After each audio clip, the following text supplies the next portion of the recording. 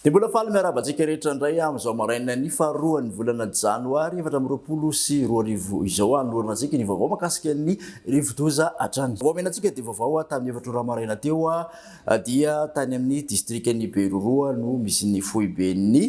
le rivo-doza Alvaro teo iny satria dia niena tanteraka raha mahakasika ny heriny satria ny rivotra miaraka aminy dia manodidina ny 520 kilometatra isan'ora dia misy tafiotra 520 kilometatra isan'ora ihany indraindray. Ao anatin'izay ihany koa dia mbola manohy ny diany miasanina hatrany ny sisana velan'ny tia rivo-doza ity amin'iny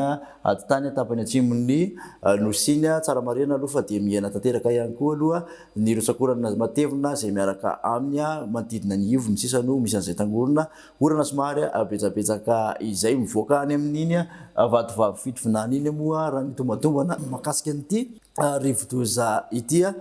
dia vokatr' izay fienany heriny tanteraka izay dia miova ho loko manga zany ireto faritra manaraka ireto dia Morondava, Toliara, Mahabo, Manja ary Sakara amin'iny Morombe sy Morondava iny. Dia izay no vaovao misongadina indray aloha zany mahakasika ny Alvaro ny tsara marihana ihany koa dia any amin'ny fivoahany an-dranomasina any amin'ny manodidina an'iny fitovinany iny dia hikorotana ny toetry ny andro any an-dranomasina tokony hitandrina araka izany aty amin'ny molotsiraka atsinanana indray zany hoe anelanelany manoro ka hatraty amin'ny fokapy iny. Toraka izany ihany koa dia mbola mitandrina hatrany aloha ny mpampiasan'ny ranomasina vokatry ny amafisany rivotra aty amin'ny molotsiraka